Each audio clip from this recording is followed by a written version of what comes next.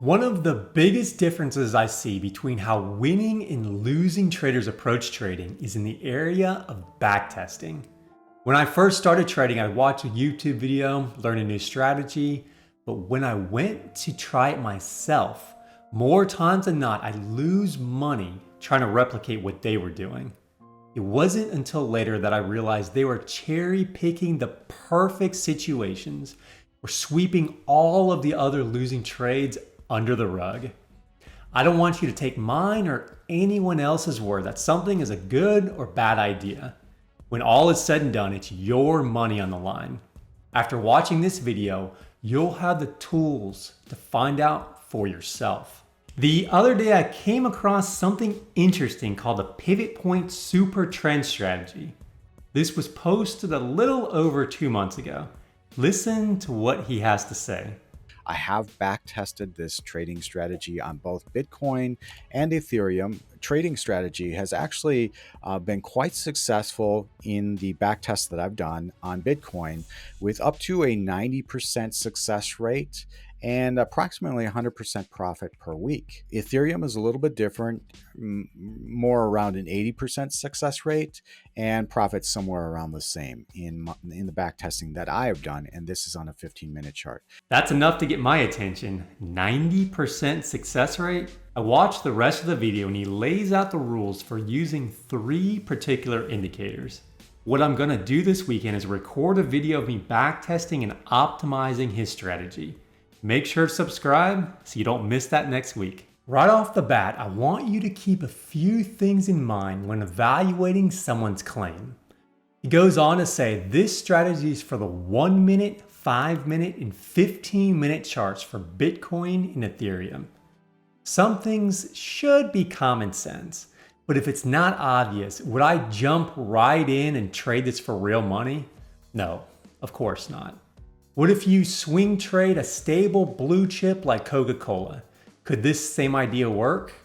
Maybe, maybe not. I have no idea. The only way to know for sure is to test it yourself. Last highlight I want to mention now is make sure you've tested your idea in different market conditions. Looking at the chart for Bitcoin, this is where the article was posted. Since the beginning of the year up until this point, BTC has almost been straight up. This could be a situation where any kind of breakout system would have been profitable, not because it's a good strategy overall, but just because of how the market was. I'd feel much more comfortable knowing how many false signals it gave in the retracement and how it performed in a ranging market. Let's get into the nuts and bolts now. The number 1 rule is your strategy must be specific. If your results makes 25R and you hand me the exact rules, I should take the exact same trades and make the same 25R. Here's what I don't want to see. Your plan is to buy low and sell high. Or you get in when price is rising and get out when the trend is over. The true beauty of trading is there's 1,000 ways to make money. Your way of defining a trending market is different than mine, and I'm okay with that. As long as when you lay out your trading plan, you're specific about 3 things. What triggers your entry signal, where your initial stop is, how you exit or take profit. We'll talk about each of these briefly right now. Let's think about ways price could be signaling a bull market. The faster moving average crosses above the slower moving average. The 2 lines cross, so we enter at the close. There's no ambiguity. Either the lines cross or they don't. Everyone sees the same thing on the chart. Maybe you use MACD and RSI. Your system says to go long when MACD crosses above 0, but only when RSI is already above 70. Looking at the candle before, we see MACD was -10. And then it crossed above 0 to positive 89. We almost have a trade and we have to look at RSI. RSI is only at 53, which is below 70. So you and I would make the same decision to not enter the trade. One more example. Maybe you use fractals to trade breakouts. You tell me you set your trigger at the bottom of the arrow, but only enter when price closes above this line.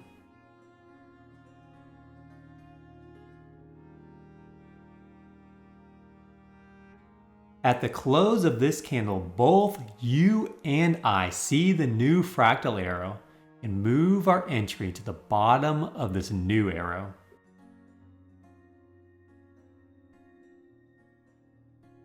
Remember, you did a good job defining your rules and specified that you need a close and not just a break above this line.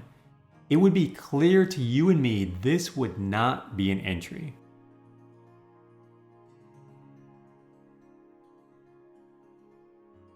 This candle meets your trading rules and we would enter along at the open of the next candle. Let's move on to setting the stop loss. A surefire way to go broke is only having a mental stop loss. We're always going to have a hard stop entered at the time of entry. In this super trend video, his strategy is to set a stop loss at 1 ATR, take profit at 2 ATR, move the stop loss to break even when you're 1 ATR in profit. Don't be afraid to think outside of the box. I'll test his method, but I won't stop there.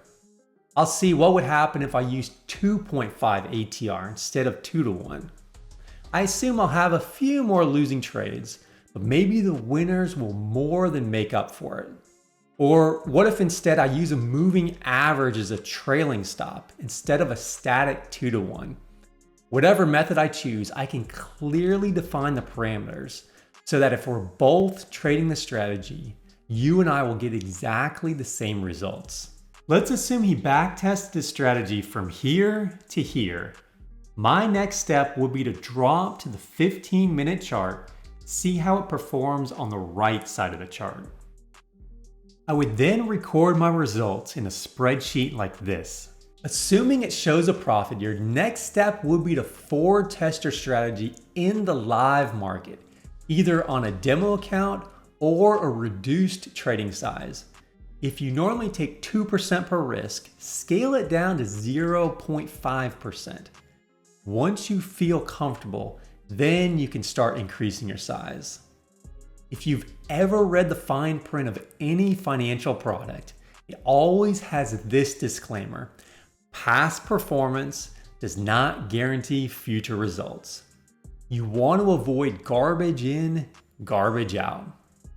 Backtesting isn't a foolproof method, but if you clearly define what should happen, compare the results and make tweaks as needed, you'll have the confidence and be prepared. This will lead you to making more money in the future. Subscribe and be on the lookout for that backtesting video next week. In the meantime, to get your creative juices flowing, check out my video where I'll go over 4 ways to trail your stop and maximize your profit. Click here, and I'll see you there.